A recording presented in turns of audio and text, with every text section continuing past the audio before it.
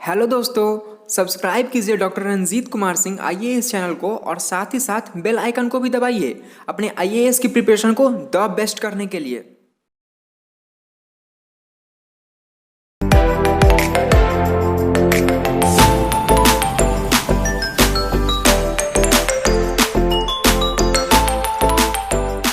We are starting modern India. आज से हम लोग आधुनिक भारत की शुरुआत करते हैं और आधुनिक भारत को समझने का कई तरीका है। मॉडर्नाइजेशन अचानक से कोई सडन सरकमस्टांसेस नहीं था, जो सडन इवेंट नहीं है, कोई अचानक की घटना नहीं है, यह एक प्रक्रिया है। इट इज अ प्रोसेस और इस प्रक्रिया की शुरुआत कई तरीकों से होती है। फर्स्ट ऑफ ऑल आपको याद रखना होगा कि आधुनिकता को कुछ लोग पश्चिमीकरण के रूप में देखते हैं, मॉडर्नाइजेशन एज वेस्टर्नाइजेशन। हालांकि although you can take it like, आप इसको इस तरह से ले सकते हैं कि जो Europeans came in India, European Bharat आए और एक आधुनिक विचारधारा भी आई। यूरोपियन के आने के बाद आधुनिक विचारधारा भी आई, modern thinking came in India. But overall इसको आप इस रूप में देख सकते हैं कि वेयर एवर, कहीं भी जहां मध्य युग रहा, मीडिएवल पीरियड रहा, it was ruled by the religion. इसको धर्म के द्वारा शासित किया जाता रहा, वेदर इन इंडिया, चाहे भारत में हो और इन यूरोप में देखें। इन Europe it was ruled by Christianity. आप देखेंगे ईसाई धर्म के द्वारा उसका शासन रहा और भारत में इस्लाम का शासन रहा। कहीं ना कहीं इस्लाम का प्रभाव है शासन पर, धर्म का प्रभाव है।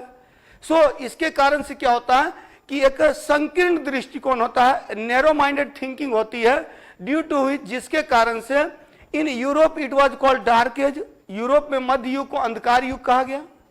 फ्रॉम दिस डार्क एज, इस अंधकार युग से बाहर जब निकले लोग तो एक आधुनिक विचारधारा आई, जिसको पुनर्जागरण के रूप में हम लोग देखते हैं यूरोप में, रेनेसां पीरियड के रूप में। और कुछ इसी तरह का कार्य यहां भी भारत में भी लोगों ने किया।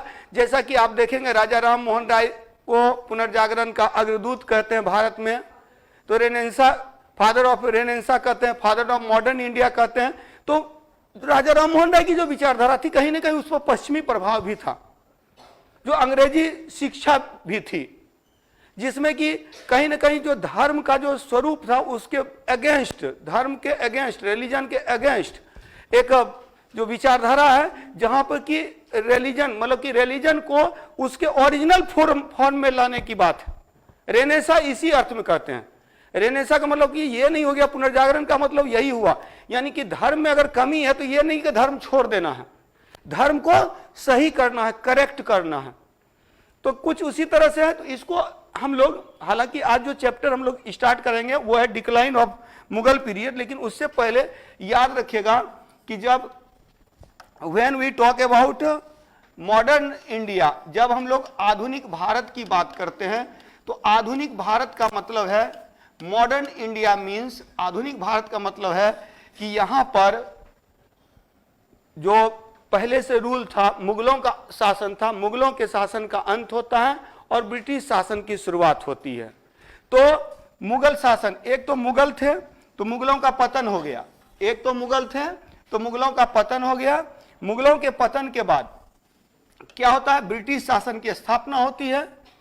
मुगलों का पतन, डिक्लाइन ऑफ मुगल, मुगलों का पतन हुआ और मुगलों के पतन से एक केंद्रीय शक्ति का पतन हुआ तो क्षेत्रीय शक्तियों का उदय हुआ, राइज ऑफ रीजनल पावर्स, क्षेत्रीय शक्तियों का उदय हुआ, क्षेत्रीय शक्तियों का उदय,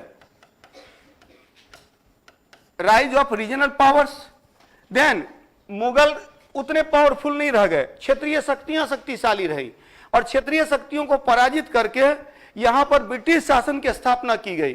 British rule was established after the end of regional powers, after the destruction of regional powers. तो रीजनल पावर्स को कमजोर करके, नष्ट करके ब्रिटिश शासन की स्थापना हुई। तो अंग्रेज ऐसी बात नहीं है कि पहले यूरोपीय थे, अंग्रेजों से पहले भी यूरोपीय आए। तो सेकंड सेक्शन होता है यूरोपियों का आगमन, कमिंग ऑफ यूरोपियंस, यूरोपियों का आगमन। और इस आगमन में क्या हो गया, ब्रिटिश श्रेष्ठता की स्थापना, ब्रिटिश शासन की स्थापना, ब्रिटिश शासन की स्थापना, एस्टेब्लिशमेंट ऑफ ब्रिटिश रूल। और जब यह ब्रिटिश रूल एस्टेब्लिश होता है तो इस ब्रिटिश रूल के अगेंस्ट, ब्रिटिश रूल के अगेंस्ट जो प्रतिक्रिया होती है, जिसमें भारतीय राष्ट्रीय स्वतंत्रता संघर्ष हम लोग देखते हैं। तो लास्ट वन जो इसका एक सेक्शन है, भारतीय राष्ट्रीय स्वतंत्रता संघर्ष, भारतीय राष्ट्रीय स्वतंत्रता संघर्ष। तो आप इसको इस वे में देख सकते हैं, Indian national freedom struggle, Indian national freedom struggle. तो मतलब कि ये पूरा मुगलों के पतन से, यानी 1707 में औरंगजेब की मृत्यु हुई और उसके बाद हमें स्वतंत्रता मिली 1947 में। इन 1947 वी गॉट फ्रीडम, इंडिपेंडेंस। तो यहां औरंगजेब की मृत्यु से लेकर के और भारत की आजादी तक के भाग को आप इस वे में देखेंगे। स्पेशली जब हम लोग स्टार्टिंग देखते हैं, जब शुरुआत देखते हैं आधुनिक भारत की शुरुआत, तो शुरुआत होती है तीन पक्षों से, मुगलों का पतन, क्षेत्रीय शक्तियों का उदय और ब्रिटिश शासन की स्थापना के साथ। तो पहले हम लोग देख ले रहे हैं मुगलों का पतन, डिक्लाइन ऑफ मुगल्स। फिर हम लोग देखेंगे rise of regional powers, different region में डिफरेंट पावर्स। आप अगर डिफरेंट रीजन में डिफरेंट पावर्स की बात करेंगे तो आप यहीं पर देखेंगे कि जो रीजनल पावर्स में कौन कौन है, तो यहां बंगाल है, फिर कौन है, अवध है, फिर यहां हैदराबाद है, हैदराबाद है, कर्नाटक है, कर्नाटक के बाद यहां मैसूर भी आता है बाद में, यहां मराठे आते हैं, फिर यहां सिख है। राइज ऑफ रीजनल पावर्स, यानी कि यहां क्या है कि अधिक शक्तिशाली नहीं रह गए। कौन? मुगल अधिक शक्तिशाली नहीं रह गए। जो उत्तरकालीन मुगल है उसमें ये पावरफुल हो जा रहे हैं और इंडिपेंडेंट रूल एस्टेब्लिश हो रहा है। डिफरेंट रीजन, मुर्शिद कुली खान ने बंगाल में स्वतंत्र शासन की स्थापना की, सादतुल्लाह खान ने, ये सादत खान ने अवध में स्वतंत्र शासन की स्थापना की, सादतुल्लाह खान ने कर्नाटक में स्वतंत्र शासन की स्थापना की, निजामुल मुल्क ने हैदराबाद में स्वतंत्र शासन की स्थापना की। शिवाजी के अधीन जो मराठों का उद्भव हुआ था तो पेशवाओं ने अभी ताकत हासिल कर ली थी, पेशवा अधिक शक्तिशाली हो गए थे। और एक ऐसा समय हुआ था जबकि सोचिए कि मुगल यहां नाम मात्र के हैं। जब अहमद शाह अब्दाली का आक्रमण हो रहा है तो मराठे उनसे लड़ने आ रहे हैं, तो मराठे आ रहे हैं। जो थर्ड पानीपत बैटल है, बैटल ऑफ पानीपत थर्ड, तो इसमें क्या हो रहा है, मराठे आ रहे हैं लड़ने के लिए, यानी कि क्षेत्रीय शक्तियां अधिक शक्तिशाली हो गई। तो सबसे पहले हम लोग देखेंगे मुगलों का पतन, फिर करेंगे क्षेत्रीय शक्तियों का उदय, और उसके बाद हम लोग करेंगे कि यूरोपीय व्यापारी आए और उसमें शक्तिशाली हो गए अंग्रेज, ब्रिटिश शासन की स्थापना हुई। और ब्रिटिश शासन के जो 100 साल थे, 23 जून 1757 को पलासी के युद्ध के बाद भारत में ईस्ट इंडिया कंपनी के शासन की स्थापना बंगाल में होती है। तो East India Company, rule of East India Company was established in Bengal after the battle of Plassey in on 23 जून 1757। तो 1757 टू 1857, 1757 से 1857, 100 साल के शासन काल में अंग्रेजों ने यह दिखा दिया, ब्रिटिश शासन ने यह दिखा दिया कि भारत में ब्रिटिश रूल नहीं है, भारत में ब्रिटिश रूल नहीं है, यहां कॉलोनियल रूल है। यहां जो था औपनिवेशिक शासन था, ब्रिटिश शासन नहीं था। मतलब जो शासन ब्रिटेन में था वो शासन यहां नहीं था। और इसी को उजागर किया था 1867-68 में दादा भाई नौरोजी ने, जिन्होंने कहा था poverty and un British rule in India. British rule को अन ब्रिटिश कहा था। तो अन ब्रिटिश कहने का क्या अर्थ है? अन ब्रिटिश कहने का अर्थ है कि जो ब्रिटेन में जो शासन है वो शासन यहां नहीं है। That rule is not in India. और इसीलिए आप देखेंगे कि अगेंस्ट ब्रिटिश रूल एजिटेशन, विद्रोह होते हैं, उपद्रव होते हैं। और इसमें कोई एक उपद्रव अचानक 1857 का विद्रोह नहीं हुआ। 1757 में जब पलासी के युद्ध के बाद शासन की स्थापना की, उसके बाद से ही आप देखिएगा क्या हुआ, सन्यासी विद्रोह शुरू हो गया था। सन्यासी विद्रोह वो स्टार्टेड इन 1760s, मतलब 1760 के दशक में शुरू हुआ, 1763 के आसपास। सन्यासी विद्रोह, पहला विद्रोह वही था, पहला संगठित विद्रोह, first organised revolt, that was revolt, Sannyasi revolt. तो सन्यासी विद्रोह होता है जहां की सन्यासी लोग जो मॉन्क वगैरह जो है वो विद्रोह करते हैं, और तब वहां से लेकर के फ्रॉम सन्यासी विद्रोह टू रिवोल्ट ऑफ 1857 एक दो प्रकार की प्रतिक्रिया चलती है। एक तो सैनिक का विद्रोह भी आप देखेंगे, पहली बार सैनिकों ने भी, जो अंग्रेजों के समक्ष भारतीय सैनिकों ने भी लड़ने से इनकार कर दिया जब मोहम्मद बिन कासिम के अगेंस्ट उसको लड़ने के लिए भेजा गया था। 1764 के बक्सर के युद्ध में पहली बार सैनिकों ने भी विद्रोह किया था। और यही जो सिविल रिवोल्ट है और जो मिलिट्री रिवोल्ट है, इसका टॉप लेवल आ जाता है 1857 में, बट 1857 को दबा दिया गया। तब हम लोगों को लगा कि नहीं, अंग्रेजों से डायरेक्ट नहीं लड़ सकते हैं, हमें संगठनात्मक कार्रवाई करनी होगी, और इसी के परिणाम स्वरूप 1885 में कांग्रेस की स्थापना होती है। 1885 में कांग्रेस की स्थापना होती है under the leading role of Congress. Congress के नेतृत्व में क्या हुआ, भारतीय स्वतंत्रता संघर्ष होता है 1885 से 1947, 1947 तक। तो ये हम लोगों को भारतीय स्वतंत्रता संघर्ष के दौरान पढ़ना है। तो इसी का जो पृष्ठभूमि बनती है 1857 का रिवोल्ट, 1857 का, और यहीं से आप देखते हैं नेशनलिज्म का कॉन्सेप्ट, राष्ट्रवाद की अवधारणा आती है। राष्ट्रवाद पर बीपीएससी में मेंस के स्तर पर क्वेश्चन पूछा गया था। कई बार क्या होता है कि हम लोग थ्रू द सिलेबस, पहले से जो ट्रेंड आ रहा था 2-3 वर्षों में वो ट्रेंड खत्म हुआ इतिहास के संदर्भ में।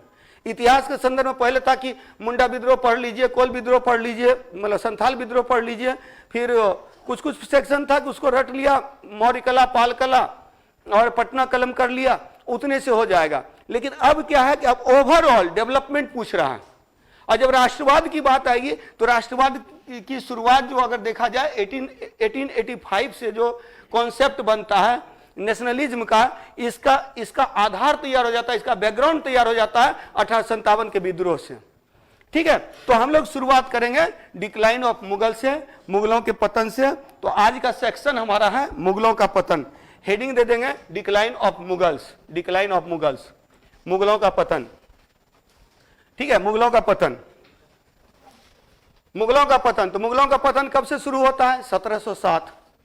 तो इन 1707 ईस्वी में हेडिंग आपका है मुगलों का पतन, उसमें लिखेंगे 1707 ईस्वी में, इन 1707 ईस्वी में औरंगजेब की मृत्यु हो गई।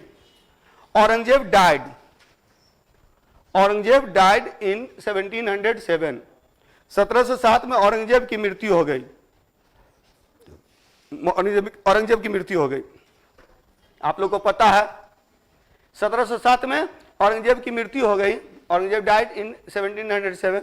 अब देखिए फिर औरंगजेब के संदर्भ में अहमदनगर में उसकी मृत्यु हुई, उसको दफनाया गया खुलदाबाद में। वो सब जो चीज है वो मीडिएवल का पार्ट, हम लोग मीडिएवल में देखेंगे। यहां देखते हैं कि after the death of Aurangzeb, Aurangzeb की मृत्यु के बाद मुगलों का पतन प्रारंभ हो गया। लिखिए मुगलों का पतन प्रारंभ हो गया, डिक्लाइन ऑफ मुगल स्टार्टेड। मुगलों का पतन प्रारंभ हो गया, मुगलों का पतन प्रारंभ हो गया। औरंगजेब बहुत तेज था, पता है। औरंगजेब खुद जो है भाई लोग को मारा, तो जानता था कि बेटा लोग भी लड़ेगा, तो इसीलिए पहले से इसने क्या किया, अपना जो एक वसीयत बना छोड़ा था, विल बना छोड़ा था। पहले से अपना जो है सो विल जो है सो डिक्लेयर कर दिया था, वसीयत निर्धारित कर दिया था। और वो उस वसीयत में क्या था कि इसका साम्राज्य, आप लोग को पता है कि सबसे बड़ा साम्राज्य 20 और 21, कुछ किताबों में 20 रहता है, कुछ में 21 रहता है। तो 20 या 21 सूबे थे, सूबा था। सबसे अधिक सूबा जो था आप लोगों को पता ही है, प्रांत को सूबा कहा जाता था, प्रांत को सूबा कहा जाता था। और सूबा को बांटा गया था सरकार में, सरकार को बांटा गया था परगना में। तो जो 20 या 21 सूबे थे वो इसके समय में थे, औरंगजेब के समय में, औरंगजेब समय में सबसे अधिक सूबा था। स्पेशली इसने क्या किया, दक्षिण में इतना ज्यादा अभियान किया कि उससे इसको काफी नुकसान हुआ। तो औरंगजेब लेकिन था कि औरंगजेब तो पावरफुल था, औरंगजेब ने अपने साम्राज्य को बचा कर रखा, लेकिन उसके उत्तराधिकारी जो थे कमजोर थे, वो बचा कर नहीं रख पाए।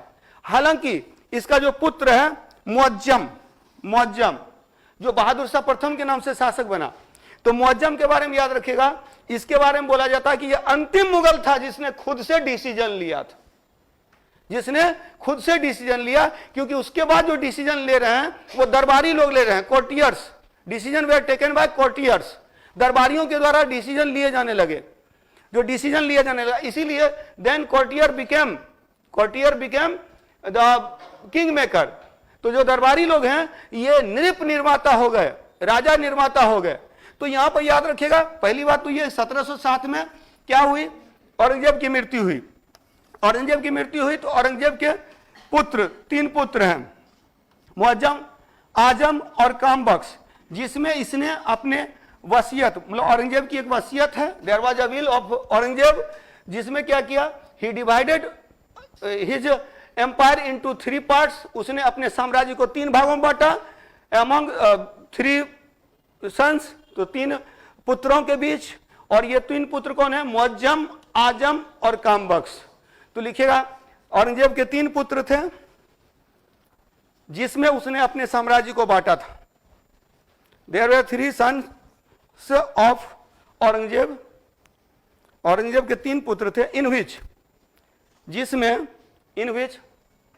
जिसमें उसने अपने साम्राज्य का विभाजन किया था। ही डिवाइडेड हिज एम्पायर, तो उसने अपने साम्राज्य को विभाजित किया 3 पुत्रों में। पहला मुअज्जम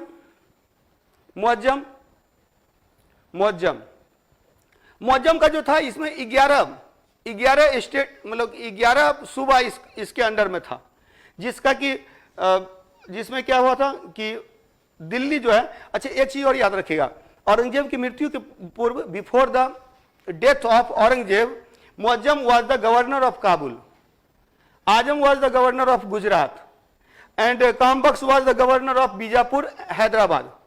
तो उधर बीजापुर साइड में था, कामबख्श था, आजम था गुजरात में। तो जो इंडिया का मैप अगर आपके दिमाग में हो तो आप देखेंगे कि साम्राज्य को 3 भागों में बांटा गया।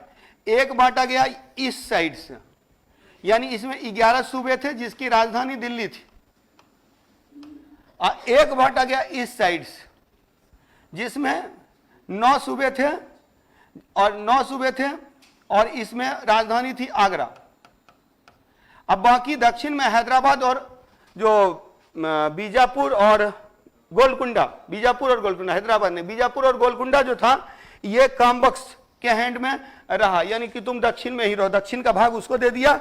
अब मेनली साम्राज्य को बांटा गया था मुअज्जम और आजम में, लेकिन मुअज्जम को इतने से संतुष्टि नहीं हुई, और तब उसने क्या किया, आजम को पराजित किया, और आजम को पराजित करके संपूर्ण भारतवर्ष पर अधिकार कर लिया। शाह आलम प्रथम के नाम से, बहादुर शाह प्रथम के नाम से, 2 नामों से इसने शासन प्राप्त किया। तो इसके 2 नाम हैं, मतलब मुअज्जम का ही नाम है बहादुर शाह प्रथम, इसी का नाम है बहादुर शाह प्रथम, Bahadur Shah first and Shah Alam first, both are the same person, Shah Alam प्रथम। तो शाह आलम प्रथम भी और बहादुर शाह प्रथम, ये मुअज्जम का ही नाम है। तो मुअज्जम ने शासन प्राप्त किया। तो यही याद रखिएगा, क्या लिखे, नंबर 1 मुअज्जम, नंबर 2 आजम, नंबर 3 कामबख्श, तीनों लिख लिए। मुअज्जम कहां का था, काबुल का गवर्नर था, काबुल का गवर्नर था, और दिल्ली के साथ साथ 11 राज्य इसको मिले, 11 सूबा मिला, 11 सूबा जिसकी राजधानी दिल्ली, तो वो मिला मुअज्जम को। आजम गुजरात का गवर्नर था, और इसको मिला 9 क्षेत्र मिला, 9 सूबा मिला, जिसमें एक था आपका आगरा था, आगरा राजधानी थी। और साउथ में जो बीजापुर है, कुछ लोग यहीं पकड़ते हैं बीजापुर है, तो बीजापुर और गोलकुंडा वाला जो क्षेत्र था वो कामबख्श को मिला, वो बीजापुर का ही गवर्नर था, तो वो दक्षिण में ही रहा। और मेन जो उत्तराधिकार की लड़ाई हुई वो मुअज्जम और आजम के बीच। तो नेक्स्ट पॉइंट लिखेंगे कि कामबख्श मतलब 1 या 2 बोला जाता है, 1 मिला जो दक्षिण वाला मिला, जैसे 11, 9, 20 तो यहीं पर हो गया, तो बच गया 1 ही ना। 21 शुभ अगर मानेंगे तो 1, अगर उसको जो है सो 21 नहीं मान के 20 मानिएगा तो उसमें हो जाता है फिर 11, हाँ क्या, हाँ ये दोनों मिला करके 20 हो गया। चलिए तो इतना याद रखेंगे। नेक्स्ट क्या है, उत्तरकालीन मुगल, तो लिखिएगा, पॉइंट लिखिएगा, मुअज्जम ने आजम को पराजित किया, मुअज्जम ने आजम को पराजित किया। आजम वाज, आप लोग का स्टडी मटेरियल पूरा मिल गया है, कंप्लीट हो गया, कंप्लीट मैंने भेज दिया है, तो अब जो है सो वो आप लोगों को प्राप्त हो जाएगा, और टोटल जब साथ में रहेगा तो उसके बाद जो है, हाँ तो क्या लिखे, मुअज्जम ने आजम को पराजित किया और संपूर्ण भारतवर्ष का यानी संपूर्ण मुगल साम्राज्य का शासक बना। तो Azam was defeated by Muazzam and Muazzam became the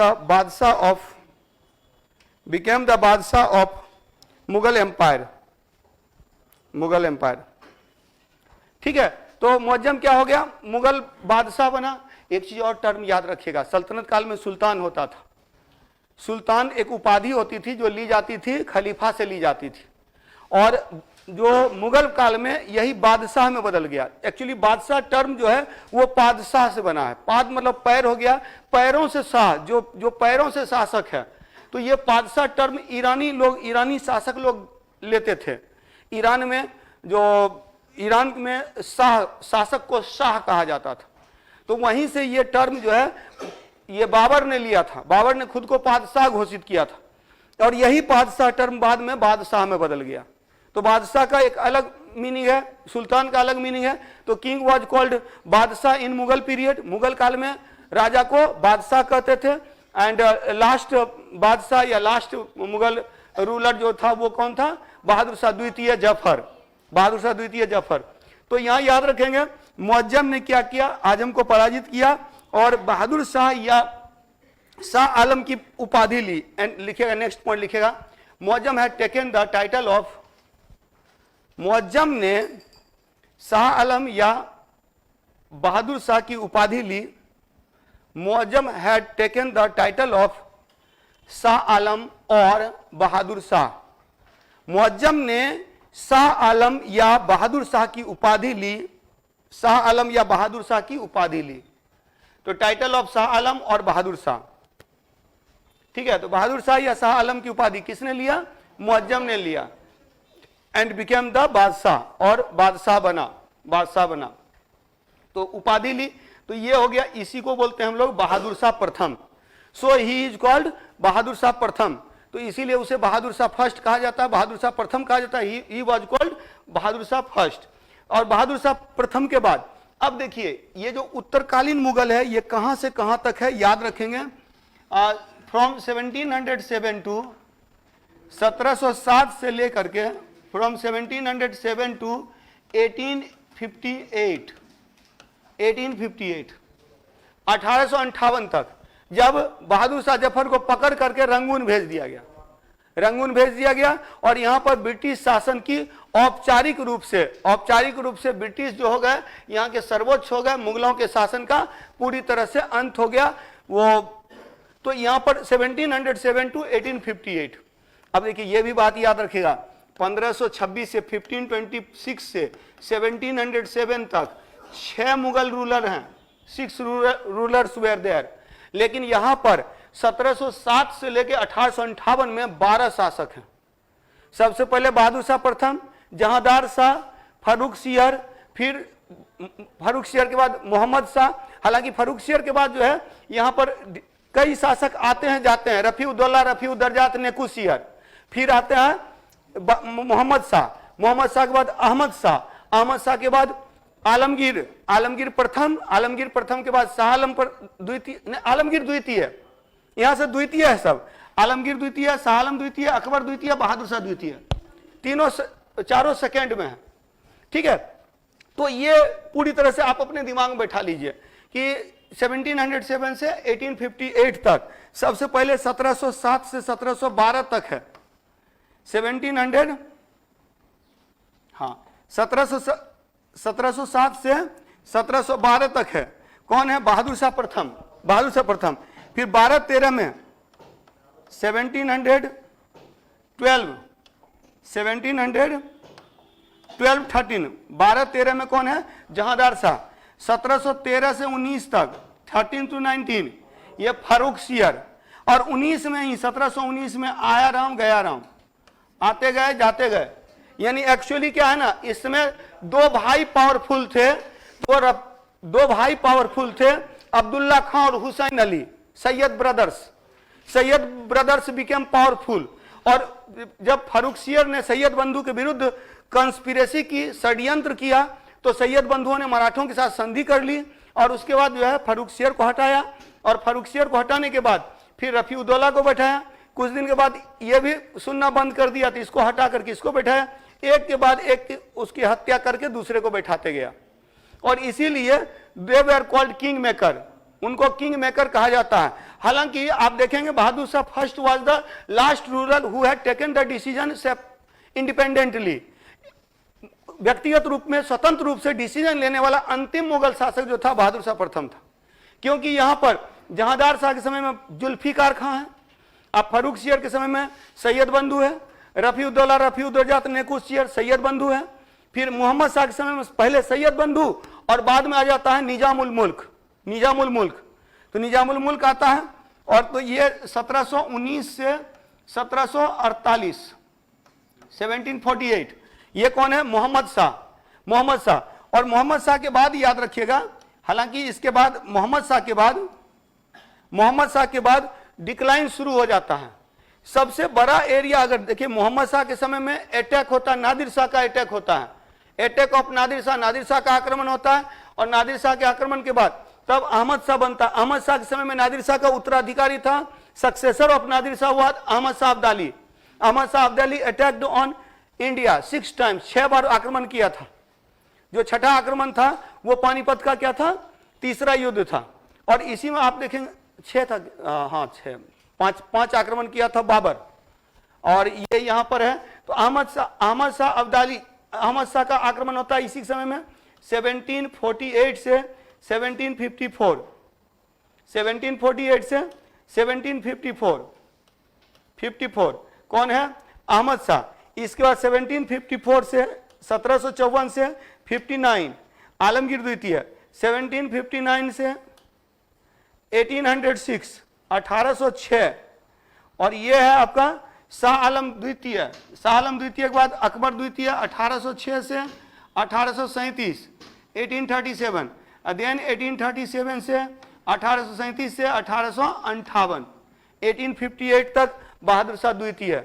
तो ईस्वी सन बार बार देखते रहेंगे तो याद हो जाएगा। 1707 से 1712 बहादुर शाह प्रथम, जहांदार शाह 1712-13, फर्रुखसियर 1713 से 1719, 1719 में रफीउद्दौला रफीउद्दौजात नेकुसियर, मोहम्मद शाह 1719 से 1748, अहमद शाह 1748 से 1754, फिर आलमगीर द्वितीय 1754 से 1759, 1759 से 1806 तक शाह आलम द्वितीय, और अकबर द्वितीय 1806 से 1837। अब बहादुर शाह द्वितीय जफर, ये 1837 से 1858।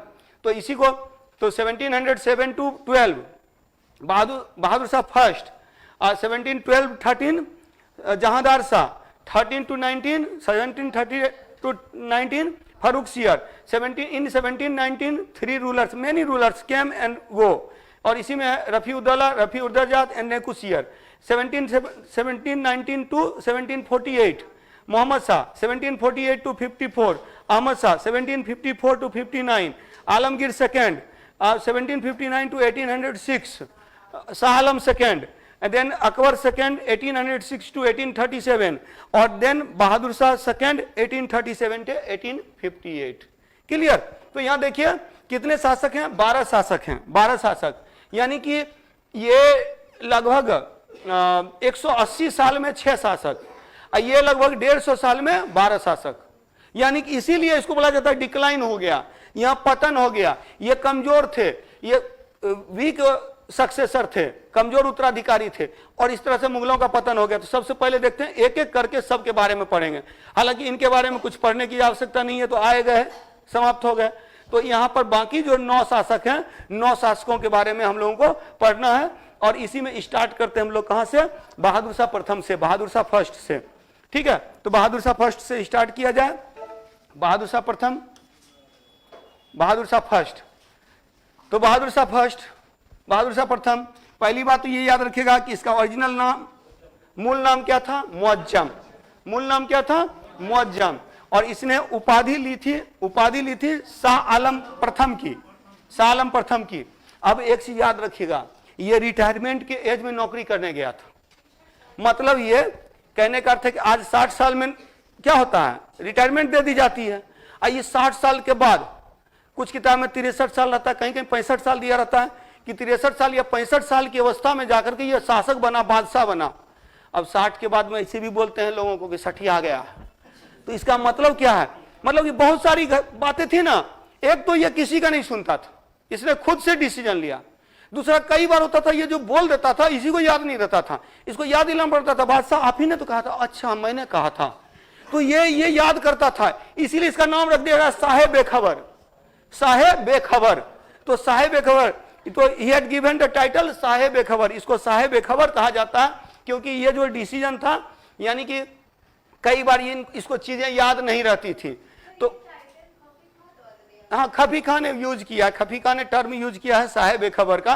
तो साहेब बेखबर, तो साहेब बेखबर जिसको कहा गया, इसी संदर्भ में कहा गया कि इसको चीजें याद नहीं रहती थी। तो याद रखेंगे, बहादुर शाह प्रथम from 1707 to 1712, the last ruler who had taken decision independently. तो लिखिएगा, बहादुर शाह प्रथम अंतिम मुगल शासक था जिसने स्वतंत्र रूप से निर्णय लिया।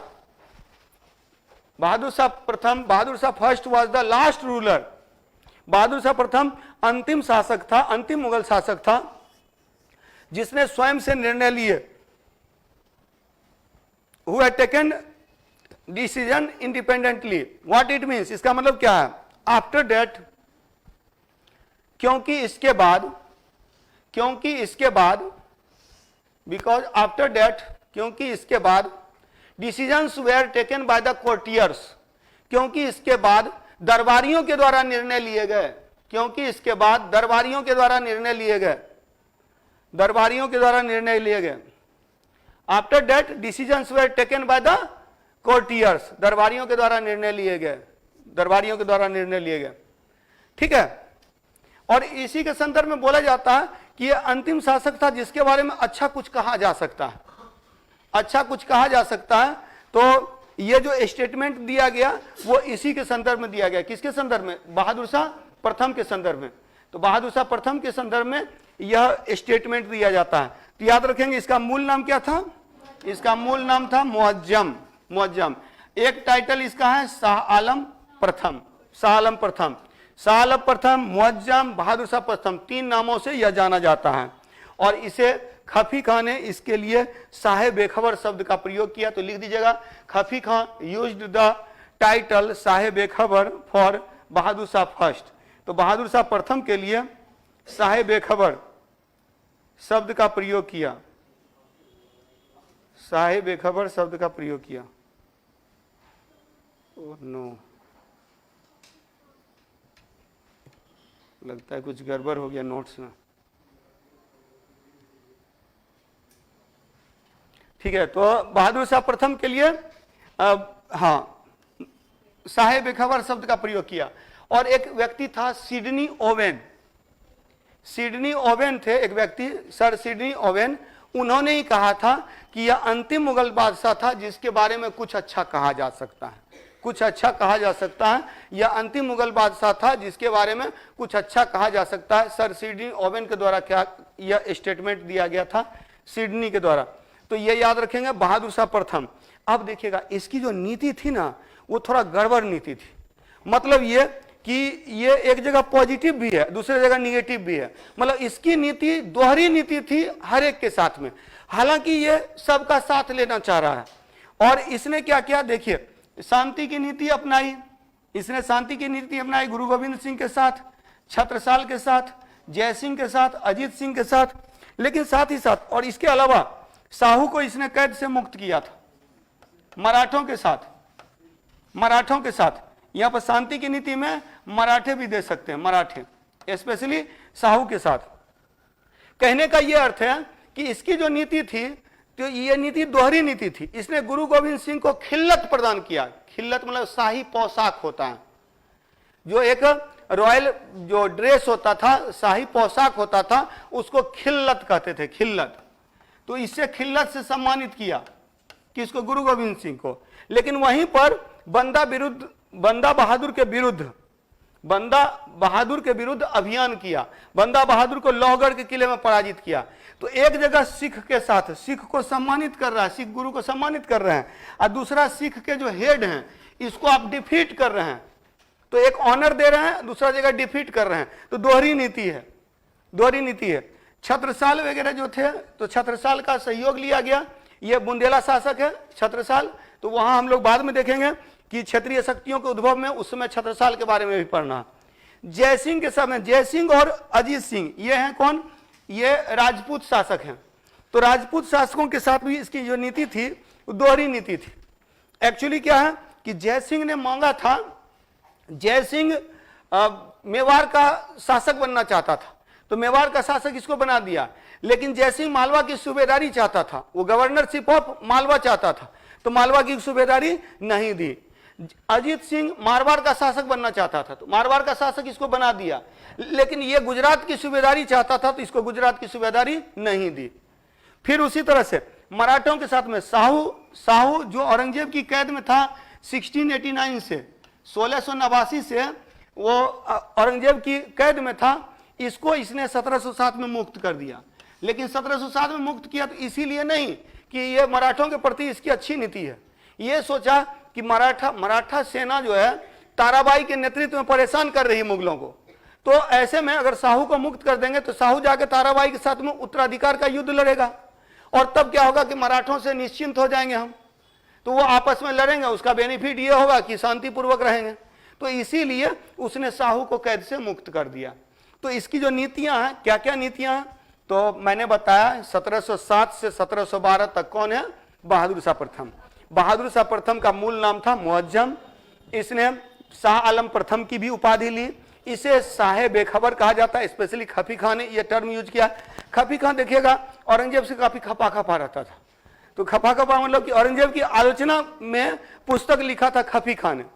जैसे कि बदायूनी लिखता है, अकबर के आलोचना में पुस्तक लिखता है, और जब भी कोई आलोचना वाली जो पुस्तक है ना, उसका जो नाम रहता है वो खफी खां की पुस्तक नहीं, मुंतखा नहीं, वो नाम थोड़ा सा ये हो रहा है, मिस कर रहा हूं। एक्चुअली दो पुस्तक लिखी गई है, जैसे एक औरंगजेब के काल में लिखी गई है, तो औरंगजेब की आलोचना वाली पुस्तक है, और दूसरी पुस्तक जो है वो अकबर की आलोचना वाली पुस्तक है। तो अकबर की आलोचना वाली पुस्तक जो है वो अकबर जब आएगा तो वो अपने आप निकल जाता है। कभी कभी वो टर्म जो है वो मुंतखाब उल लुबाब और मुंतखाब उल तवारीख। मुंतखाब, तो ये जो मुंतखाब टर्म है ना, ये आलोचना वाला है। मुंतखाब उल तवारीख ये लिखा गया था बदायूनी के द्वारा, ये अकबर की आलोचना है। और मुंतखाब उल लुबाब ये और औरंगजेब की आलोचना है, जो खफी खां ने लिखा था, खफी खां ने लिखा था। तो वही मुंतखाब टर्म हो गया, तो समझ जाइए आलोचना वाली बुक, दोनों की आलोचना वाली बुक। तो यहां पर हम लोगों ने पहला पॉइंट किया कि बहादुर शाह प्रथम, नहीं पहला तो हो गया 1707 से 1712 बहादुर शाह का टर्म, ठीक है, टाइम पीरियड। दूसरा पॉइंट हो गया इसका ओरिजिनल नेम मुअज्जम। तीसरा हो गया कि शाह आलम फर्स्ट के नाम से भी रूल किया। और तीसरा पॉइंट, दूसरा ये हो गया, तीसरा ये हो गया, चौथा पॉइंट हो गया शाह बेखबर के नाम से भी इसे जाना जाता है। उसके बाद इसने गुरु गोविंद सिंह को खिल्लत प्रदान किया, मतलब उसको सम्मानित किया, गुरु गोविंद सिंह को सम्मानित किया, किंतु बंदा बहादुर के प्रति, तो लिख दीजिएगा ना, लिखिएगा बहादुर शाह प्रथम की क्षेत्रीय शक्तियों के साथ दोहरी नीति रही। बहादुर शाह प्रथम की क्षेत्रीय शक्तियों के साथ दोहरी नीति रही। There were dual policy with regional powers by Bahadur Shah first. तो बहादुर शाह प्रथम के द्वारा क्षेत्रीय शक्तियों के साथ दोहरी नीति रही, ड्यूअल पॉलिसी था, ड्यूअल पॉलिसी, दोहरी नीति। दोहरी नीति क्या क्या है? तो नंबर 1 लिखेगा, उसने सिख गुरु गोविंद सिंह को सम्मानित किया, he gave honour to Sikh guru Govind Singh, तो उसने सिख गुरु गोविंद सिंह को सम्मानित किया, सिख गुरु गोविंद सिंह को सम्मानित किया, किंतु बंदा बहादुर के विरुद्ध, अगेंस्ट बंदा बहादुर, किंतु बंदा बहादुर के विरुद्ध अभियान किया, बंदा बहादुर के विरुद्ध अभियान किया। हाँ, बट अगेंस्ट बंदा बहादुर सेंट मिलिट्री को भेजा, सेना को भेजा, and Banda Bahadur was defeated in the Lohgarh fort, तो बंदा बहादुर को लोहगढ़ के किले में पराजित किया, बंदा बहादुर को लोहगढ़ के किले में पराजित किया, क्लियर, लोहगढ़ के किले में पराजित किया। तो ये हो गया सिख के साथ में। नेक्स्ट लिखिएगा, नेक्स्ट पॉइंट, इसको ऐसे कर लेते हैं तो ज्यादा अच्छा रहेगा। इसको ये बहादुर शाह प्रथम हम लोग कर रहे हैं ना, बहादुर शाह फर्स्ट, बहादुर शाह प्रथम फर्स्ट, और इसके समय में राजपूत शासक, राजपूत रूलर्स वेयर, 2 राजपूत शासक, एक है जय सिंह, दूसरा है अजीत सिंह, राजपूत रूलर जय सिंह एंड अजीत सिंह, ठीक है।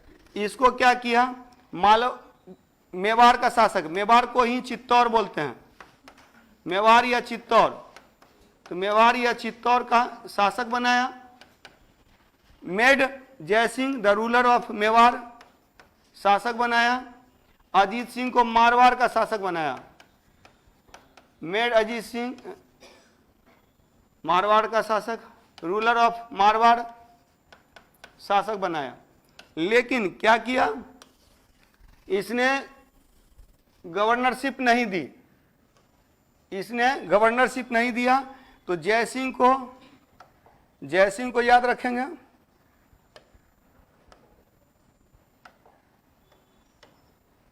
जय सिंह को तो सूबेदारी नहीं दी, तो याद रखिएगा जय सिंह को मेवाड़ का शासक बनाया, लेकिन मालवा की सूबेदारी नहीं दी, डेंट गेव द सूबेदारी नहीं दी, didn't give the governorship of Malwa, didn't give the governorship of Malwa, Malwa की सूबेदारी नहीं दी, इसको गुजरात की सूबेदारी नहीं दी, डेट मीन्स कि these were demanded by the Rajput rulers, Rajput शासकों के द्वारा इसकी डिमांड की गई थी। तो जय सिंह को मालवा की सूबेदारी नहीं दी और अजीत सिंह को गुजरात की सूबेदारी नहीं दी, यही दे दिया गया था जहांदार शाह के द्वारा, जहांदार शाह के समय में यही दे दिया गया था। तो जय सिंह को मेवाड़ का शासक मान लिया गया, अजीत सिंह को मारवाड़ का शासक मान लिया गया, लेकिन इसको मालवा की सूबेदारी नहीं दी, गुजरात की सूबेदारी नहीं दी। मराठों के साथ नीति, तो मराठों में आपको पता है कि शिवाजी जी का जो टैक्स कलेक्शन था सरदेशमुखी और चौथ था, chauth were collected by the neighbourhood states, पड़ोसी राज्यों से चौथ वसूला जाता था, इन ऑन स्टेट अपने राज्य में सरदेशमुखी ली जाती थी। चूंकि देशमुख जो क्षेत्र था, वो क्षेत्र को मतलब कि क्षेत्र का जो प्रमुख होता था उसको देशमुख कहते थे, और सारे देशमुखों का हेड सरदेशमुख होता था। तो सरदेशमुखी जो था वो सामान्य टैक्स था, जनरल टैक्स था, 1/10 लिया जाता था, अपने स्टेट से लिया जाता था। आज चौथ क्या था, हफ्ता वसूली, मतलब ये डरा धमका दिया, जाकर पहले मारपीट देंगे उसके बाद पहुंचाते जाना।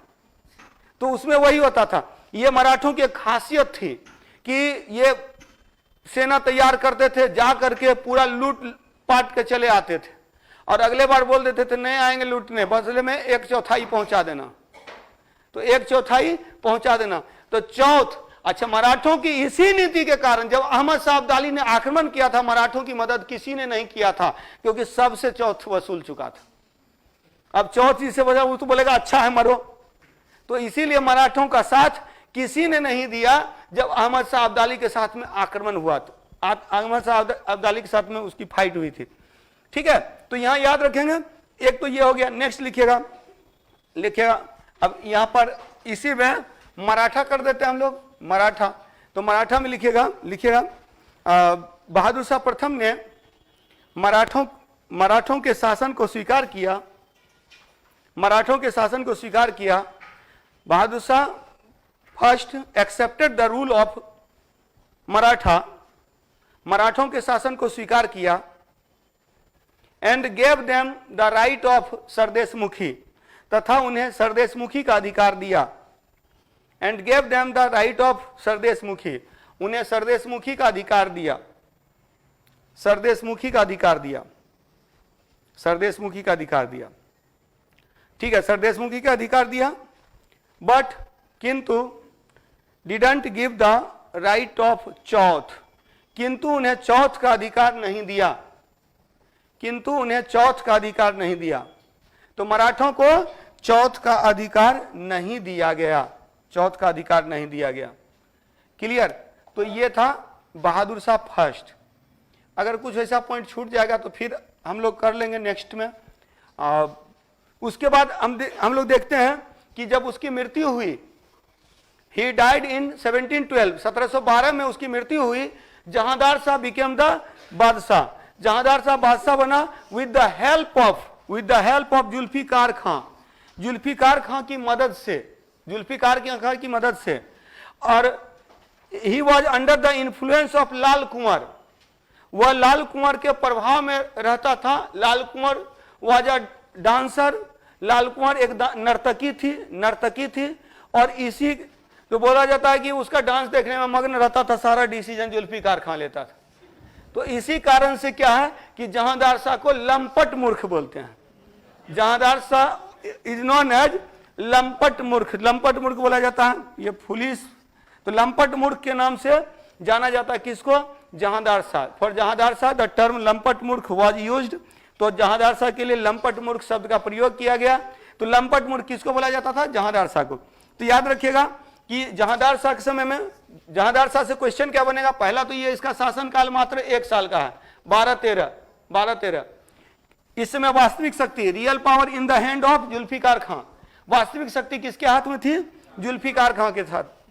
इसके ऊपर प्रभाव किसका था? तो 2 लोगों का मुख्य रूप से प्रभाव था। डिसीजन तो ये ले रहा। इसके अलावा एक लाल कुंवर और एक दरबारी सुभग चंद्र था। ये इन लोगों का प्रभाव था। सुभग चंद्र, एक नया नाम याद रखिएगा, सुभग चंद्र। लाल कुंवर एक नर्तकी थी। Lal Kunwar was a dancer. तो लाल कुंवर, तो under the influence of Lal Kunwar and Subhag Chandra. And real power was in the hand of Zulfiqar Khan. तो वास्तविक शक्ति जुल्फिकार खां के हाथ में थी। यहीं से कोर्टियर बिकेम पावरफुल। यहीं से दरबारी शक्तिशाली हो गए। दरबारी शक्तिशाली हो गए। इसके बाद इसने क्या किया? इसने फिर अजीत सिंह और जय सिंह के साथ उसको मालवा की सूबेदारी दे दी, उसको गुजरात की सूबेदारी दे दी। जय सिंह को मालवा की सूबेदारी, गवर्नरशिप ऑफ, तो जय सिंह को मालवा की सूबेदारी दे दी। मालवा की सूबेदारी दे दी। और अजीत सिंह को गुजरात की सूबेदारी दे दी। गुजरात की सूबेदारी। क्लियर? तो governorship of Malwa was given to Jai Singh. और साथ ही साथ जय सिंह को उपाधि भी दिया, मिर्जा राजा सवाई की उपाधि। मिर्जा राजा सवाई की उपाधि जय सिंह को किसने दिया था? जहांदार शाह ने दिया था। जहांदार शाह से क्वेश्चन क्या क्या बनेगा? 1712-13 इसका शासनकाल है। वास्तविक शक्ति जुल्फिकार खां के हाथ में थी। यह लाल कुंवर के प्रभाव में था और सुभग चंद्र के प्रभाव में। सुभग चंद्र भी एक दरबारी है। इसने जय सिंह को मिर्जा राजा सवाई की उपाधि दी और महाराजा की उपाधि दी किसको? अजीत सिंह को। अजीत सिंह को महाराजा की उपाधि दी। He gave the title of Mirza Raja Sawai to Jai Singh and gave the title of maharaja to Ajit Singh. तो सवाई राजा जय सिंह की उपाधि दिया, मिर्जा राजा सवाई की उपाधि दिया जय सिंह को और महाराजा की उपाधि दिया अजीत सिंह को। तो जहांदार शाह से, और जहांदार शाह से सबसे इंपॉर्टेंट पॉइंट है इजारेदारी प्रथा। इजारेदारी प्रथा इसके समय में शुरू की गई। हालांकि इसने भी जजिया कर को समाप्त किया, जजिया कर को समाप्त किया। हालांकि जजिया कर को एट लास्ट समाप्त किसके समय में किया गया था? मोहम्मद शाह के समय में, मतलब कि अंतिम रूप से बोला जाता है समाप्त किया गया। तो जजिया कर को इसने समाप्त कर दिया, जो औरंगजेब ने पुनः लगा दिया था। अकबर ने हटाया, औरंगजेब ने लगाया, अब फिर इसने समाप्त कर दिया। तो असल में समाप्त ये नहीं कर रहा है, ये कर रहा है जुल्फिकार खां। फिर जो काम फर्रुखसियर कर रहा है वो फर्रुखसियर नहीं कर रहा, असल में सैयद बंधु कर रहा है। तो इसी समय याद रखिएगा इजारेदारी प्रथा, इससे क्वेश्चन आता है। तो इजारेदारी प्रथा क्या थी? तो इजारेदारी प्रथा जो थी भू राजस्व नीलामी की प्रथा थी। बीडिंग होती थी, लैंड रेवेन्यू की बीडिंग होती थी। तो a custom of a system of land revenue bidding. तो लिखिएगा इजारेदारी प्रथा में भू राजस्व की नीलामी की जाती थी। Land revenue bidding was done in ijaredari system. तो इजारा घोषित कर दिया गया। उस इजारा को क्या किया? लैंड पार्ट को इजारा घोषित कर दिया गया, उसकी बीडिंग कर दी गई, उसका नीलामी कर दिया गया। जो ज्यादा बोली लगाया उसको दे दिया, तो ज्यादा बोली लगाया उसको दे दिया। तो ये भू राजस्व की नीलामी, ये इजारेदारी प्रथा, it was started in the period of Jahandar Shah. Jahandar Shah के समय में इजारेदारी प्रथा में भू राजस्व की नीलामी की जाती थी, भू राजस्व की नीलामी की जाती थी। क्लियर? इजारेदारी प्रथा किसके द्वारा शुरू किया गया? जहांदार शाह के समय। पहले था बहादुर शाह प्रथम, उसके बाद आया Jahandar Shah. First of all Bahadur Shah first, then Jahandar Shah, after Jahandar Shah. Jahandar Shah के बाद कौन है? तो ये फर्रुखसियर 1713 से 1719 तक, 1713 टू 1719, 1713 से 1719 तक, from 1713 to 1719 Farrukhsiyar. Again the real power was in the hand of Sayyid brothers. वास्तविक शक्ति सैयद बंधुओं के हाथों में थी। तो अब जुल्फिकार खां का अंत किया, जहांदार शाह का अंत किया, और जहांदार शाह को मार करके उसकी हत्या करके उसके बाद फर्रुखसियर को गद्दी पर बैठाया। फर्रुखसियर बिकेम द बादशाह, फर्रुखसियर बादशाह बन गया। फर्रुखसियर का टाइम पीरियड क्या है? 1713 टू 1719, 1713 से 1719, 1713 से 1719 इसका शासन काल है। Real power was in the hand of Syed brother, Syed बंधुओं के हाथ में वास्तविक शक्ति थी। अच्छा, आप लोग याद रखिएगा मुगल काल में दरबारियों का जो ग्रुपिंग होने लगा था, ग्रुपिंग ऑफ कोर्टियर्स, दरबारियों की गुटबंदी होने लगी थी। अलग अलग, जैसे कि जो ईरान मूल के थे वो ईरानी दरबारी थे, जो तुर्क के थे वो तुर्की दरबारी हो गए, जो तुर्रान क्षेत्र के हैं वो तुर्रानी कहला रहे हैं, जो अफगान क्षेत्र के हैं वो अफगानी कहला रहे हैं। और जो भारतीय मुसलमान कन्वर्ट हुए थे इस्लाम में, तो वो हिंदुस्तानी दल के थे। और इन्हीं हिंदुस्तानी दल में सैयद बंधु थे। सैयद बंधु जो थे हिंदुस्तानी दल से संबंधित थे, और इसमें दो भाई है, एक अब्दुल्ला खां, दूसरा हुसैन अली। अब्दुल्ला खां, हुसैन अली। तो अब्दुल्ला खां और हुसैन अली दो व्यक्ति हैं। अब्दुल्ला खां को वजीर बना दिया फर्रुखसियर ने, और हुसैन अली को मीर बख्शी। With the help of Abdullah Khan and Hussain Ali, Abdullah Khan और हुसैन अली की मदद से जहांदार शाह वाज किल्ड, जहांदार शाह की हत्या कर दी गई। जुल्फिकार खां के शक्ति को कमजोर किया गया। तो जुल्फिकार, जो power of Zulfiqar Khan made weak, तो कमजोर किया गया। And then Farrukhsiyar became the badshah, Farrukhsiyar शासक बना। तो with the help of Abdullah Khan and Hussain Ali, इन्हीं दोनों की मदद से शासक बना। तो इनको तो देना था, पुरस्कृत करना था, प्राइज देना था। तो ऐसे में अब्दुल्ला खां को वजीर बनाया गया और हुसैन अली को मीर बख्शी बनाया गया। वजीर याद रखिएगा, प्रधानमंत्री को वजीर कहते हैं, प्राइम मिनिस्टर को वजीर कहा जाता था, और जो मिलिट्री हेड होते थे वो मीर बख्शी होते थे। Mir Bakhshi means military head. तो मिलिट्री हेड के लिए मीर बख्शी टर्म का प्रयोग किया जाता था। पूछा हुआ भी जाता है कि मीर बख्शी का अर्थ क्या है? तो मिलिट्री हेड, सेना प्रमुख। तो सेना प्रमुख होता था मीर बख्शी। तो मीर बख्शी बना दिया गया हुसैन अली को, अब वजीर प्रधानमंत्री बन गए, प्राइम मिनिस्टर बन गए अब्दुल्ला खां, और तब फारूखसियर का शासन। हालांकि इन लोगों ने बनाया इनको शासक, और ये इन्हीं दोनों पर शक करता था और इसके विरुद्ध षड्यंत्र करने लगा। इसीलिए इसके लिए घृणित कायर टर्म का यूज किया गया, जो कवार्ड जो कह सकते हैं, तो ये घृणित कायर टर्म का यूज किया गया, शब्द का प्रयोग किया गया फारूखसियर को। जब तो पहला शासक जो बहादुर शाह प्रथम, वो शाहे बेखबर, दूसरा है जहांदार शाह लंपट मूर्ख, तीसरा है फारूखसियर घृणित कायर। अच्छा, एक चीज और याद रखिएगा, फारूखसियर के काल की सबसे महत्वपूर्ण घटना है 1707 ईस्वी में, जो इसने 1717 ईस्वी में इसने फरमान जारी किया था। एक फरमान जारी किया था, और इस फरमान के जरिए, फरमान मतलब आदेश, order was issued, that order was called farman. Order फरमान कहलाता था, मतलब ऑर्डर को फरमान बोला जाता है फारसी में। तो एक फरमान जारी किया गया, और उस फरमान के अंतर्गत एक छूट दी गई, dastak was given to East India Company. East India Company को दस्तक प्रदान किया गया, ईस्ट इंडिया कंपनी को दस्तक होता था शुल्क मुक्त व्यापार पत्र, मतलब कि trade paper without any charges, any taxes. तो tax free trade paper was called dastak. तो दस्तक क्या था? शुल्क मुक्त व्यापार, हाँ, शुल्क मुक्त व्यापार पत्र था, वो दस्तक कहलाता है, दस्तक। हाँ, यही शाही फरमान, शाही मतलब कि राजा से संबंधित, बादशाह से संबंधित। हाँ, इसी फरमान को शाही फरमान बोला जाता है, रॉयल फरमान भी बोला जाता है। It was issued by Farrukhsiyar. Actually जो सुरमन था ना एक, उसके नेतृत्व में एक दल आया था इसके दरबार में, क्या नाम है, फारूखसियर के दरबार में, और इसका इलाज किया था।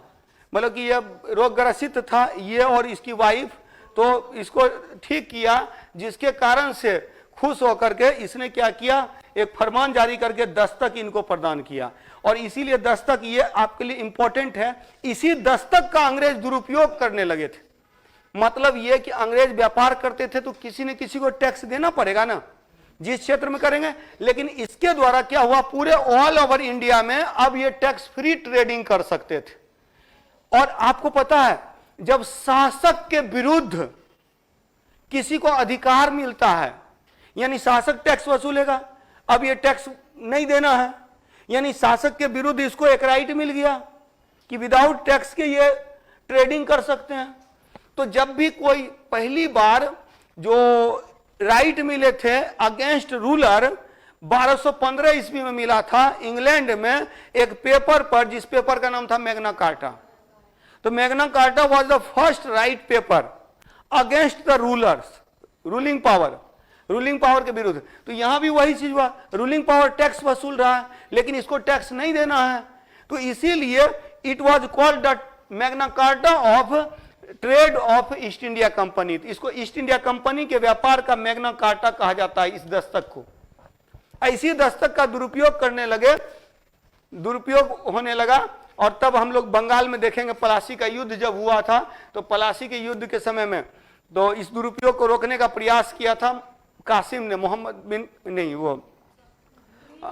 मीर कासिम ने क्या किया था ना, भारतीयों पर से भी टैक्स हटा दिया, और तब फिर अंग्रेजों ने उसे हटा दिया।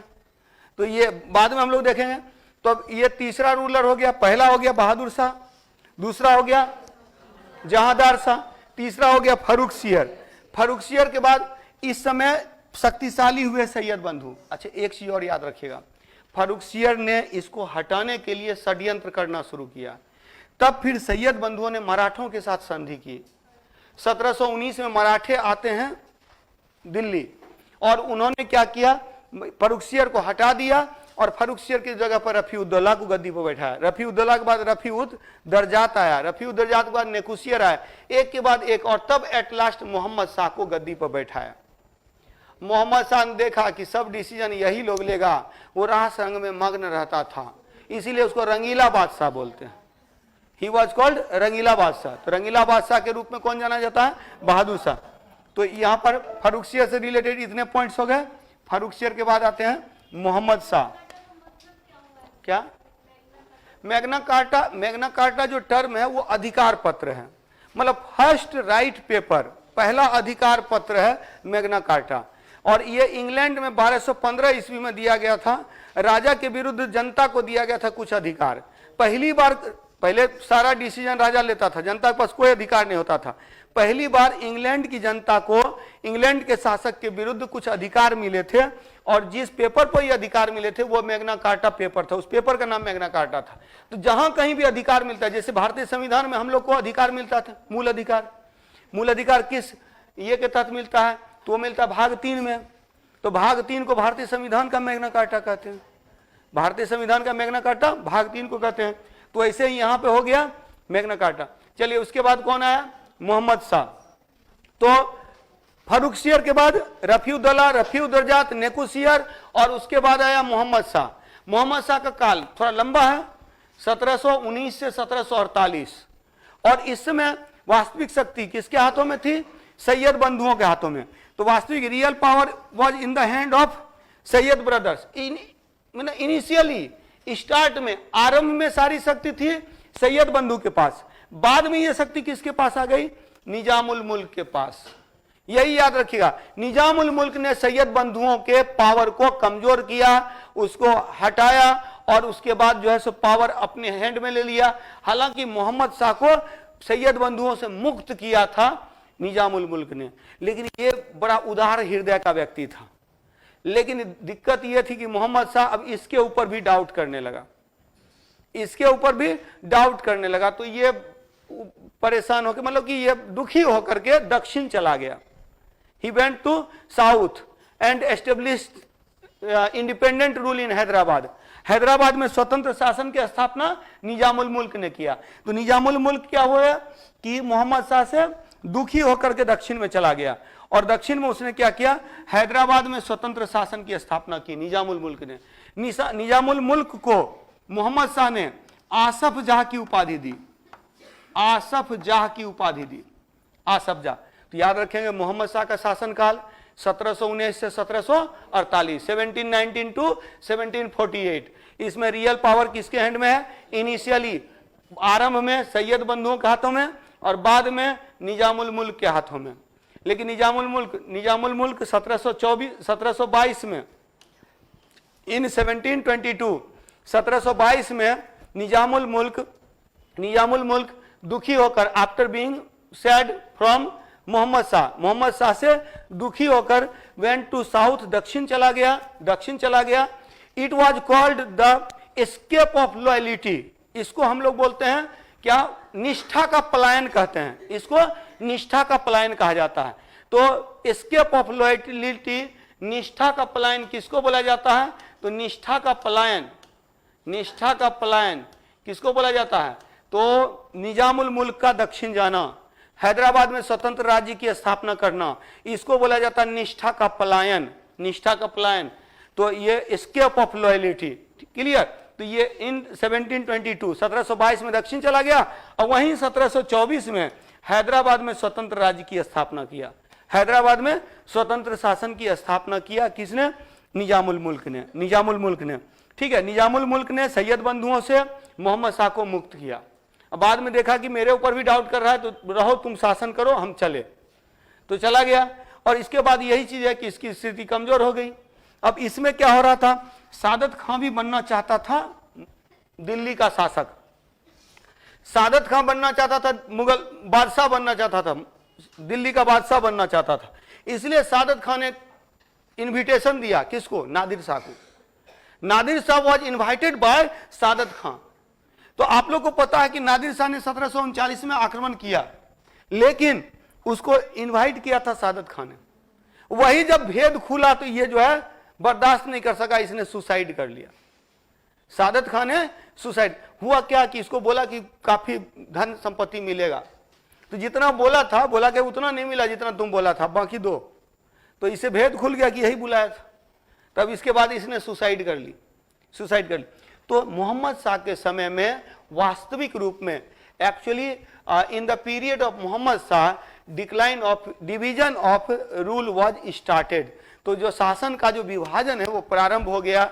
रीजनल पावर्स बिकेम पावरफुल, क्षेत्रीय शक्तियां शक्तिशाली हो गई। और इसी के अंतर्गत देखिएगा, बंगाल में इन बंगाल मुर्शीद कुली खां, इन अवध सादत खां, इन कर्नाटका सादतुल्ला खां, इन हैदराबाद निजामुल मुल्क had established the independent rule. Independent rules were established in Bengal, Awadh, Karnataka, Hyderabad and in many regions. तो बहुत सारे क्षेत्रों में, अलग अलग क्षेत्रों में स्वतंत्र शासन की स्थापना की गई। Independent rules were established and these rules were established by different regional जो powers कह सकते हैं, गवर्नर्स। और इसी में याद रखेगा, मुर्शीद कुली खान ने बंगाल में स्वतंत्र शासन की स्थापना की, सादत खान ने अवध में स्वतंत्र शासन की स्थापना की, सादतुल्ला खान ने कर्नाटक में स्वतंत्र शासन की स्थापना की और निजामुल मुल्क ने हैदराबाद में स्वतंत्र शासन की स्थापना की। एक पॉइंट ये वाला आप लोगों ने लिख लिया था, निष्ठा का पलायन किसको बोला जाता है, which was called the escape of loyalty. तो निजामुल मुल्क का दक्षिण जाना, निजामुल मुल्क का दक्षिण जाना, टू गो निजामुल मुल्क south and established independent rule in Hyderabad में स्वतंत्र शासन की स्थापना किया। अब यहीं पे याद रखेंगे, मुर्शीद कुली खान ने बंगाल में स्वतंत्र शासन की स्थापना की। जब बंगाल पढ़ेंगे तो मुर्शीद कुली खान से लेकर मुर्शीद कुली खान, सुजाउद्दीन,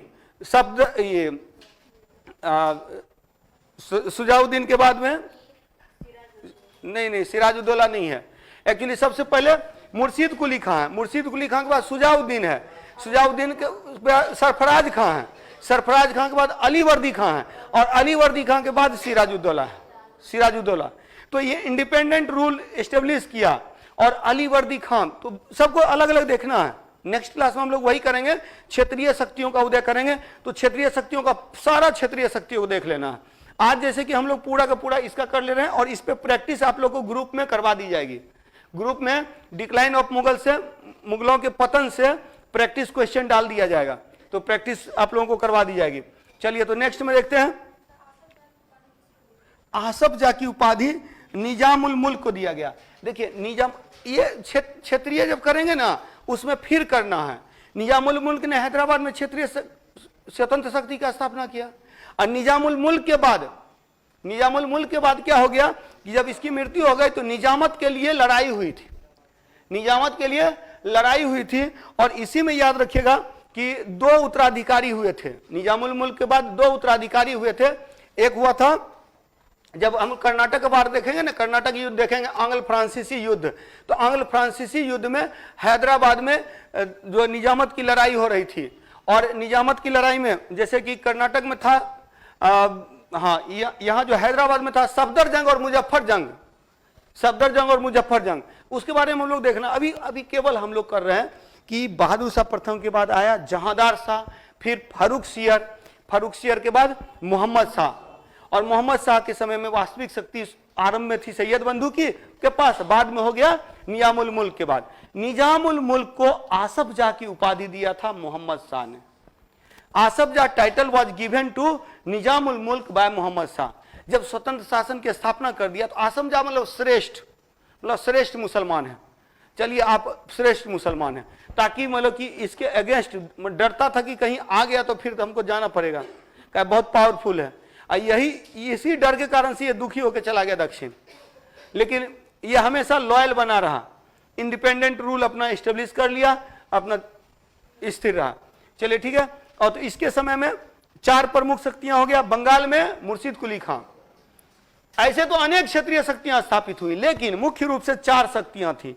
बंगाल में मुर्शीद कुली खान, अवध में सादत खां, कर्नाटक में सादतुल्ला खां, हैदराबाद में निजामुल मुल्क। क्लियर, इतना हो गया। और इसी के समय में नादिर शाह का आक्रमण हुआ था 1739 में। नादिर शाह को ईरान का नेपोलियन कहते हैं। Nadir Shah is known as the Napoleon of Iran.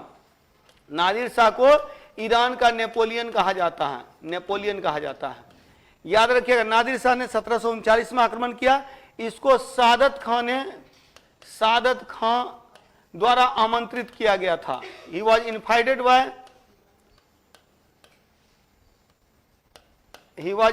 Bye Saadat खां, जो अवध का नवाब था सादत खां, उसके द्वारा इसको निमंत्रण भेजा गया था नादिर शाह को। नादिर शाह ने अटैक किया तो यहीं से याद रखिएगा, कोहिनूर हीरा ले गया,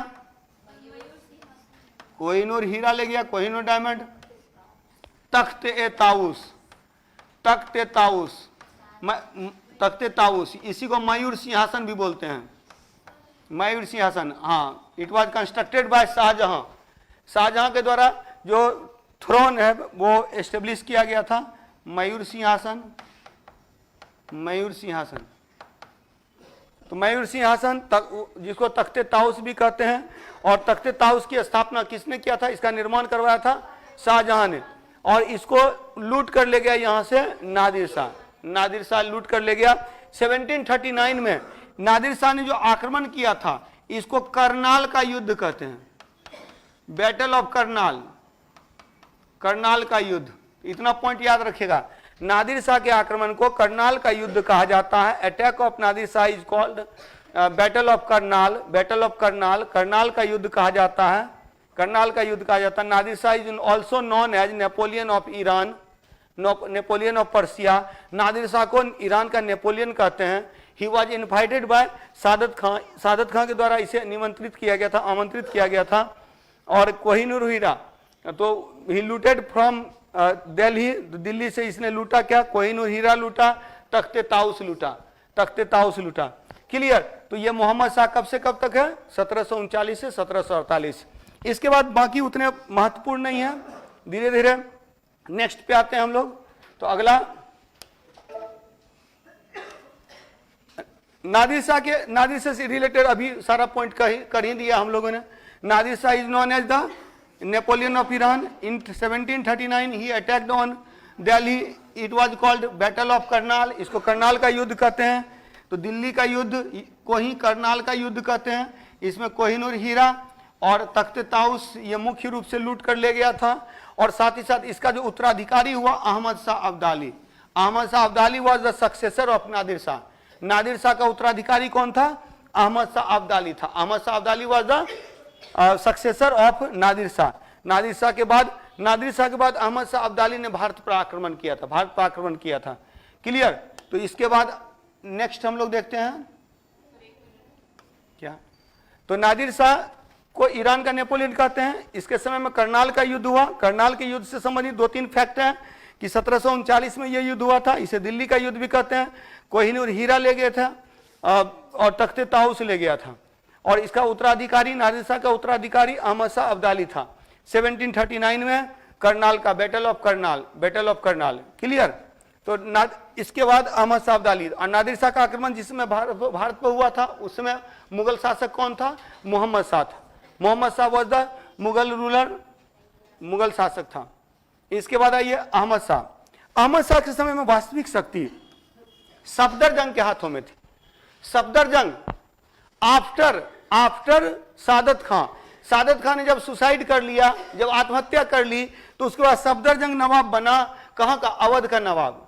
और अभी ये नवाब है अवध का, इसको मुगलों ने अपना वजीर बना लिया। अहमद शाह ने सफदरजंग को अपना वजीर बना लिया, इसीलिए इसको नवाब वजीर भी कहा जाता है।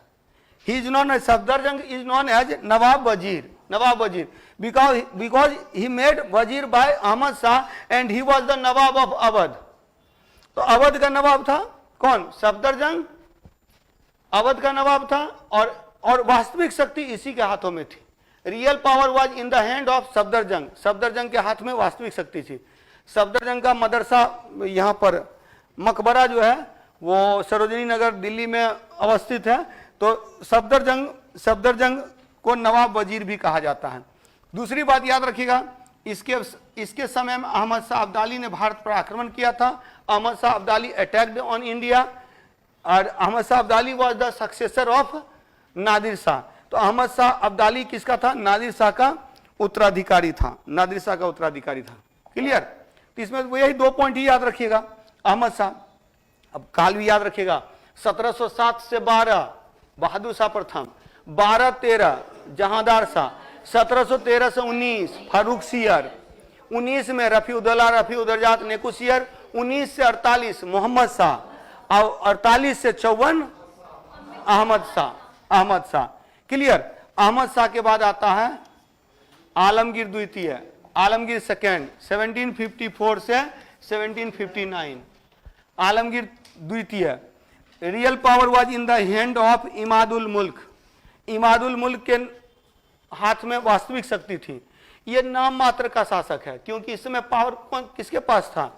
अहमद शाह अब्दाली ने जब अटैक किया था, उसने अपना एजेंट बनाया था नजीबुद्दौला को, नजीबुद्दौला को अपना एजेंट बनाया था। और वही नजीबुद्दौला को जब हटा दिया मराठों ने, तब हुआ था पानीपत का तीसरा युद्ध। पानीपत का जो तीसरा युद्ध हुआ था ना, उसी कारण से। तो उसका अहमद शाह अब्दाली का एक एजेंट था नजीबुद्दौला, अहमद शाह अब्दाली का एजेंट था नजीबुद्दौला, इसी के द्वारा शासन किया जा रहा था और यह नाम मात्र का शासक था। इसी के टाइम पीरियड में 1757 में पलासी का युद्ध हुआ और भारत में ब्रिटिश शासन की स्थापना हुई। British rule was established in India after the battle of Plassey in 1757, 23 June 1757, date भी इंपॉर्टेंट है। 23 जून 1757 को पलासी का युद्ध हुआ। After the battle of Plassey British rule was established in Bengal in the period of Alamgir second. तो आलमगीर सेकेंड का काल कितना है?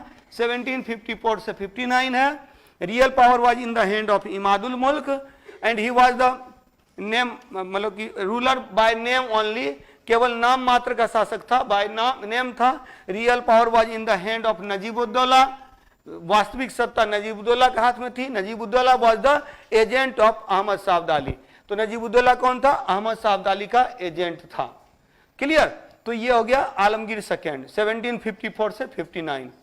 एकदम जैसे मुझे याद है, आप लोग भी याद कर लीजिए, कारण कि बार बार देखते रहेंगे तो बार बार याद करते रहेंगे तो हो जाता है, ज्यादा दिक्कत नहीं होती है।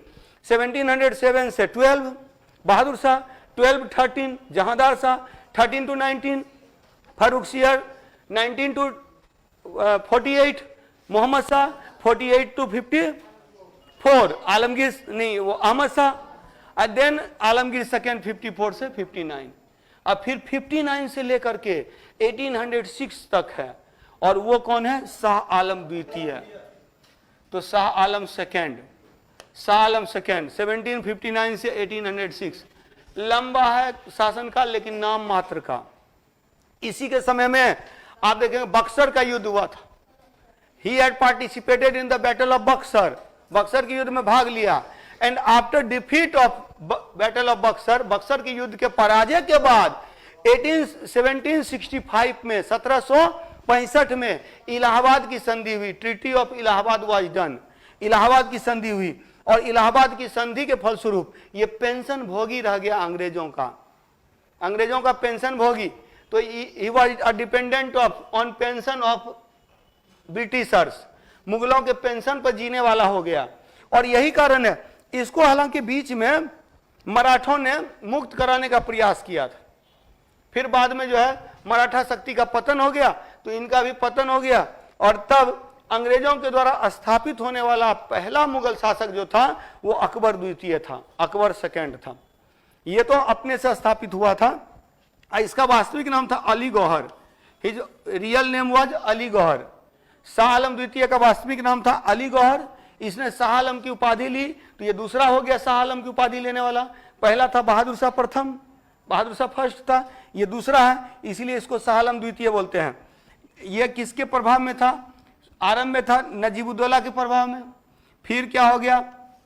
मराठों के प्रभाव में आया, और फिर एट लास्ट अंग्रेजों के प्रभाव में आया। तो तीनों के प्रभाव में रहा। इस पर इसके पूरे शासन काल में तीन का, शुरू में था नजीबुद्दौला, चूंकि पानीपत का युद्ध हुआ ना, पानीपत के युद्ध में मराठे हार गए तो नजीबुद्दौला के पावर में था, लेकिन फिर बाद में अंग्रेजों ने इसको पेंशन भोगी बनाया, और फिर मराठा शक्ति का उदय होता है तो मराठों ने इसको स्वतंत्र कराया अंग्रेजों से। लेकिन बाद में फिर अंग्रेज जो है मराठों का अंत कर दिए, तो मराठों के कंट्रोल में चला गया। इसके समय में इन the period of Shah Alam second, battle of Panipat, third battle of Panipat, Panipat का तीसरा युद्ध हुआ, और बक्सर का युद्ध, बैटल ऑफ बक्सर। पानीपत का तीसरा युद्ध कब हुआ? 1761 ना, हाँ 1761 में हुआ, 1761 में। पहला हुआ था 1526, दूसरा हुआ था 1556, और थर्ड हुआ 1761, और बक्सर का युद्ध हुआ था 1764, 1764 में। और after battle of Buxar, Buxar के युद्ध के बाद 1765 में इलाहाबाद की संधि हुई। इलाहाबाद की संधि, बक्सर के युद्ध में अंग्रेजों के साथ तीन लोगों ने लड़ाई की थी। क्या क्या 1526, पहला है 1526, दूसरा है 1556 और तीसरा है 1761। ठीक है, तो 3 हुआ। शाह आलम द्वितीय, और याद रखेंगे तो शाह आलम सेकंड का काल कितना है? 1759 टू 1806, 1806 तक। इसका वास्तविक नाम, real name of Shah Alam second was Ali Gauhar. तो वास्तविक नाम क्या था? अली गौहर था। He was under the influence of, यह किसके प्रभाव में था? Under the influence of Najibuddaula, Maratha and Britishers. और two important battles were fought in the period of Shah Alam second. Shah Alam second के समय में 2 प्रमुख युद्ध हुए। पानीपत का तीसरा युद्ध, बक्सर का युद्ध। पानीपत का तीसरा युद्ध 1761 में, बक्सर का युद्ध 1764 में। After the battle of Buxar, Buxar की युद्ध के बाद इलाहाबाद की संधि हुई। हालांकि ये सब बाद में भी पढ़ना है, इसलिए यहाँ टेंशन नहीं। जब बंगाल में ब्रिटिश शासन की स्थापना करेंगे तो पलासी के युद्ध को विस्तार से पढ़ना है। पलासी के युद्ध में कैसे कैसे युद्ध हुआ, मतलब मात्र 2 घंटे का एक ड्रामा था। असली तो जो कॉन्स्पिरेसी हो चुकी थी, षड्यंत्र हो चुका था, तो कैसे वो युद्ध हुआ और उस युद्ध के बाद सिराजुद्दौला की हत्या किस तरह से की गई, वो पलासी का युद्ध हम लोग पढ़ेंगे। पलासी से बाद बक्सर का युद्ध पढ़ेंगे, तो उसमें विस्तार से इनके बारे में पढ़ना है। और इलाहाबाद की संधि करने के लिए फिर से बुलाया गया था लॉर्ड क्लाइव को। लॉर्ड क्लाइव को एक्चुअली अंग्रेजों ने हरा तो दिया बक्सर का युद्ध, लेकिन उनके समझ में ही नहीं आ रहा था कि क्या डिसीजन लिया जाए, क्या इनके साथ में ये किया जाए, मतलब किस तरह का समझौता किया जाए। तो बोला एक समझदार अंग्रेज था लॉर्ड क्लाइव, बुलाओ उसको वापस। तो फिर से लॉर्ड क्लाइव को बुलाया गया, कारण कि उसने अगर देखा जाए तो बिना किसी जनधन के हानि के पलासी का युद्ध जीत लिया था। पलासी का युद्ध जब जीता था तो ये बहुत बड़ी विक्ट्री थी अंग्रेजों के लिए कि बिना लड़े ही युद्ध जीत लिया। तो इसी कारण से बोला गया कि उसको बुलाओ, वही सही डिसीजन लेगा। तब उसको दोबारा बुलाया गया था। Again Clive came in India and in 1765 treaty of Allahabad was done, Allahabad की संधि हुई। शाह आलम द्वितीय के बाद कौन आया? अकबर द्वितीय। शाह आलम द्वितीय के बाद आया अकबर द्वितीय। तो under the influence of British, तो under British influence he was the first ruler. तो ही बिकेम बादशाह बना। किसके प्रभाव में? अंग्रेजी प्रभाव में बना, अंडर द ब्रिटिशर्स इन्फ्लुएंस। अच्छा, अकबर द्वितीय। अब ये लोग क्या है? अंग्रेजों के पेंशन भोगी हैं। इनका पेंशन बंद कर दिया गया था। तो ये पेंशन के लिए राजा राम मोहन राय गए थे इंग्लैंड। तो राजा राम मोहन राय, एक्चुअली राम मोहन राय गए थे इंग्लैंड, राम मोहन राय को, और इनको इसीलिए राजा की उपाधि दी गई थी। राम मोहन राय को राजा की उपाधि दिया था अकबर द्वितीय ने। अकबर द्वितीय का काल कब है? 1806 से 1837। मतलब 1806 से 1837 की जो भी घटना घटित होती है इंडिया में, वो अकबर द्वितीय के काल का है, अकबर सेकेंड का काल का है। ठीक है, तो पेंशन हेतु इंग्लैंड गए थे। इंग्लैंड में राम मोहन राय इनके प्रतिनिधि बन के गए थे इनके पेंशन के लिए, इसीलिए राम मोहन राय को इसने राजा की उपाधि दी। Title of Raja was given to Ram Mohan Roy by Akbar second, Akbar द्वितीय के द्वारा। और अकबर द्वितीय अंग्रेजों के प्रभाव में शासक बनने वाला, बादशाह बनने वाला जो मुगल बादशाह था। अब 1837 में, आफ्टर 1837, 1837 के बाद 1837 में बनता है बहादुर शाह द्वितीय। He was the last Mughal. बहुत बार पूछा हुआ क्वेश्चन है कि बहादुर शाह द्वितीय अंतिम मुगल था। बहादुर शाह द्वितीय अंतिम मुगल था। Bahadur Shah second was the last Mughal. और हाँ, ही रोट, तो उसने क्या किया था? शायरी लिखा था। किस नाम से? With the name of Zafar. तो शेर were written by Bahadur Shah Zafar as the name of Zafar के नाम से शायरी लिखता था। 1857 के विद्रोह का नेतृत्व करता इसे बना दिया गया। हम लोग पढ़ेंगे, बड़ा इंटरेस्टिंग उस समय का है कि इसके एक तरफ कुआं, दूसरे तरफ खाई, ये हाल था इसका। जब वो बिपिन चंद्रा की किताब पढ़िएगा ना, स्वतंत्रता संग्राम, तो इसकी स्टार्ट इसी से 1857 के विद्रोह से होती है।